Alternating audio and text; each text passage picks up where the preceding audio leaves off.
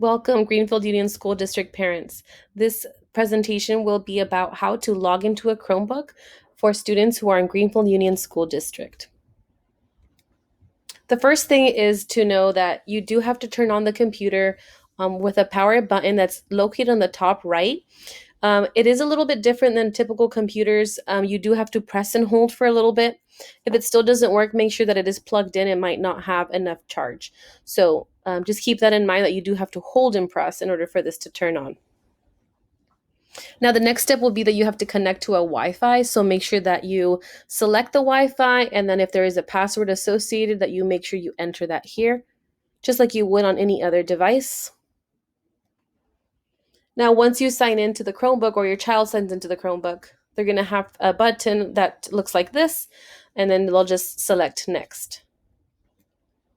Now, if your child is in preschool to first grade, they will be using what is called a QR code to log in. So they'll have something like this to hold up to the computer screen, and they'll have to hold it up in front of the camera.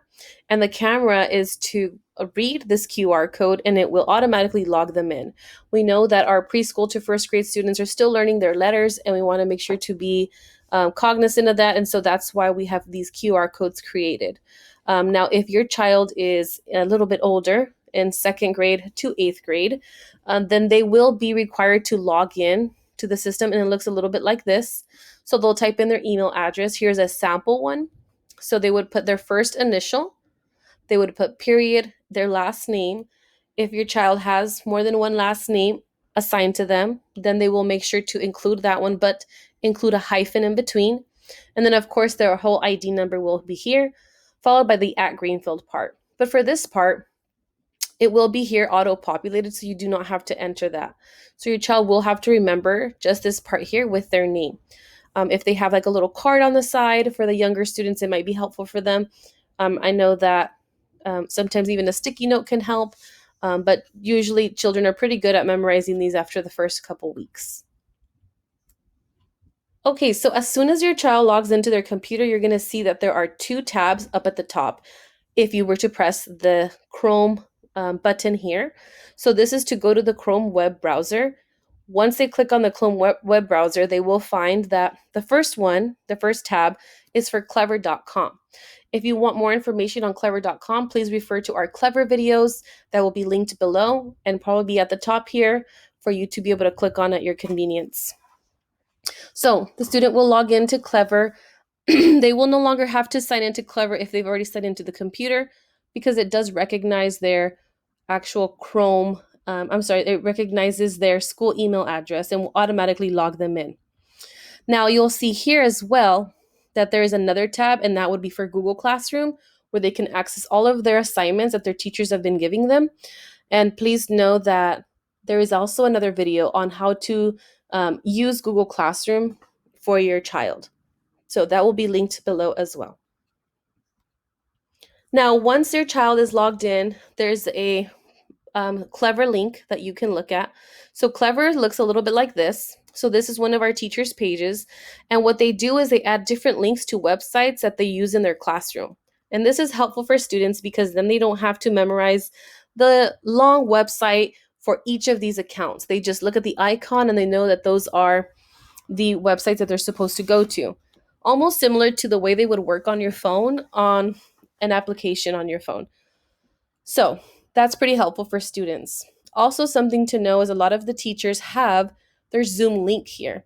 And so you'll go ahead and see that, and the child can just click on that Zoom link and they don't have to type in any other information. They can just go click there and go straight to the Zoom account, and they will be able to log into their virtual classroom with their teacher.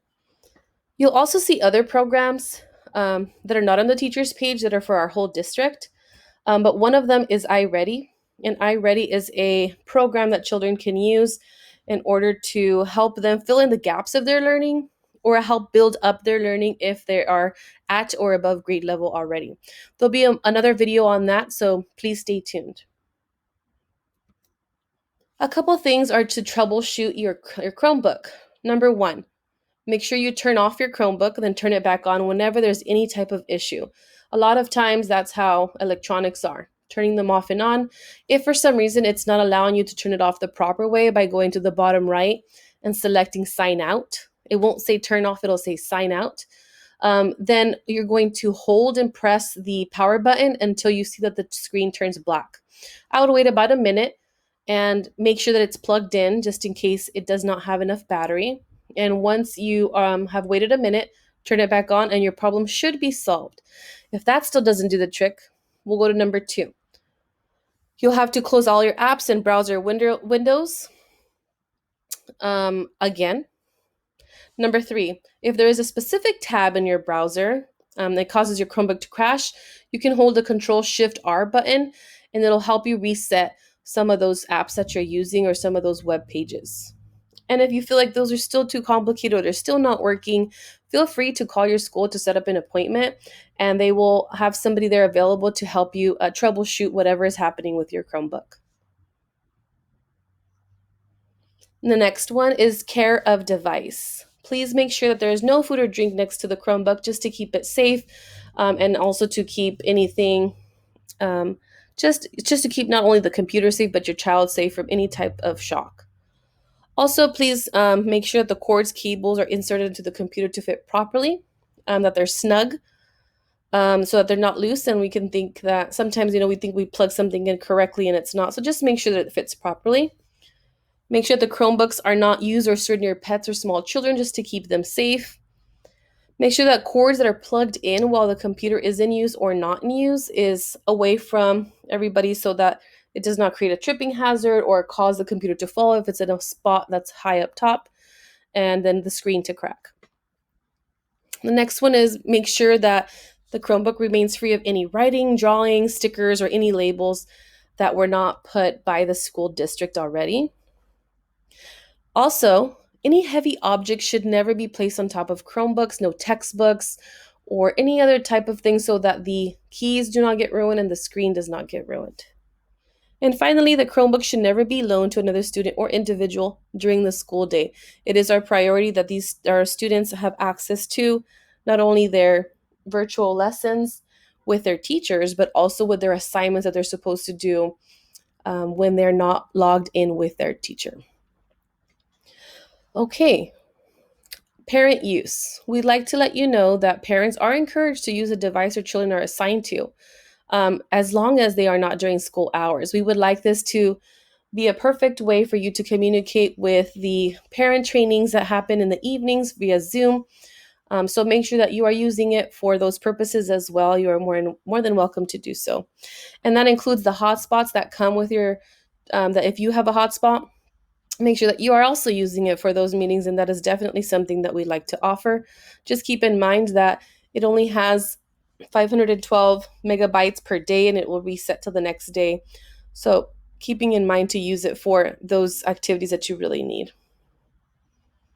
And that is it for our Chromebook tutorial. So if you have any questions, please make sure you contact your school and you let them know that you have any questions. We hope that this video was helpful for you. Take care.